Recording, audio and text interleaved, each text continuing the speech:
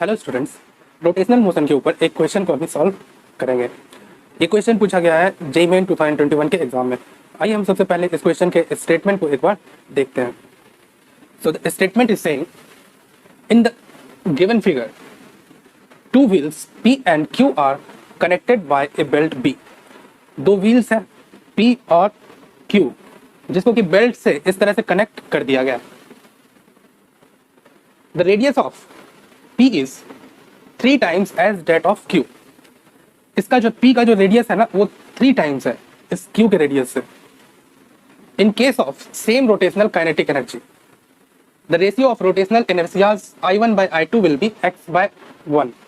आपको ये इंफॉर्मेशन दिया गया है कि इन दोनों की रोटेशनल काइनेटिक एनर्जी जो है इन दोनों की रोटेशनल काइनेटिक एनर्जी इक्वल है, राइट। तो इक्वल रोटेशनल काइनेटिक एनर्जी के केस में आपको ये दोनों का इनर्शिया का रेशियो निकालना है। Moment of inertia of this one divided by moment of inertia of this one, ये आपको निकालना है। इसका रेशियो बताया जा रहा है कि x/1 है। I1/I2 का रेशियो कितना, x/1। x की वैल्यू आपको पता करनी है। The value of x will be how much. तो आइए इस क्वेश्चन को सॉल्व करते हैं। कैसे करेंगे, तो देखिए यहाँ पर ना एक इंपॉर्टेंट चीज़ आपको समझना होगा कि इस बेल्ट के किसी भी पॉइंट की स्पीड जो है ना वो सेम है।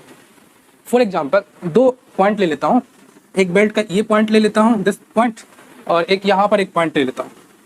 इन दोनों पॉइंट की जो स्पीड होगी ना वो सेम होगी, क्योंकि देखिए इस पॉइंट से 1 सेकेंड में जितना मीटर बेल्ट पास करेगा यहाँ से उतना मीटर बेल्ट ही इस पॉइंट से भी पास करना चाहिए, तभी इन दोनों पॉइंट के बीच में जो बेल्ट है उसका लेंथ सेम रहेगा। अदरवाइज अगर आप यहाँ बोल रहे हैं कि यहाँ ज़्यादा है स्पीड और यहाँ कम है, तो इसमें जो है इन दोनों के बीच का जो बेल्ट का लेंथ है वो चेंज हो जाएगा, फिर या तो इंक्रीज करेगा या तो डिक्रीज करेगा, which is not the case. ऐसा हो नहीं रहा है and that's why we assume कि है ना, तब हम समझेंगे कि इन दोनों पॉइंट की किसी भी बेल्ट किसी भी दो पॉइंट की स्पीड क्या होनी चाहिए, सेम होनी चाहिए।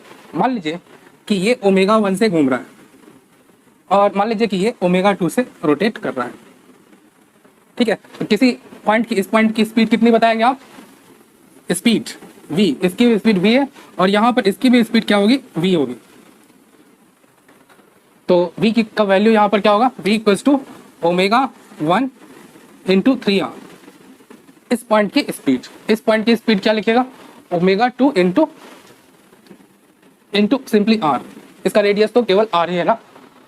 अब देखिए यहाँ से ω2 और ω1 में एक रिलेशन मिल गया, ω2 विल बी 3 टाइम्स ω1। इसकी जो एंगुलर स्पीड है वो 3 गुना ज़्यादा है, 3 टाइम्स ज़्यादा है इससे। तब ऐसा पॉसिबल है कि दोनों पॉइंट की स्पीड जो है वो सेम है। अब हमको एक और इन्फॉर्मेशन दिया गया है, वो क्या दिया गया है कि दोनों की रोटेशनल काइनेटिक एनर्जी क्या है, इक्वल है। और रोटेशनल काइनेटिक एनर्जी का फॉर्मूला क्या होता है, हाफ I, इसका मोमेंट ऑफ इनर्शिया I1 और इसका I2, half I1 ω1 square which is equal to, यही दिया गया है कि दोनों की rotational kinetic energy equal, half I2 ω2 square. अब यहाँ से आपसे पूछा क्या गया है, I1/I2, you get I1/I2 equal to ω2 upon ω1 का होल स्क्वायर। अभी आपने निकाला है ω2/ω1, यहाँ से निकाल लीजिए ω2/ω1 इक्वल्स टू 3 हो जाएगा यहाँ से, तो ये 3 स्क्वायर हो जाएगा, 3 स्क्वायर इक्वल्स टू 9। तो आंसर विल बी 9। I1/I2 कितना हो जाएगा, इट विल बी 9। इस तरह से आप क्वेश्चंस को अप्रोच करेंगे जेईई के एग्जाम में।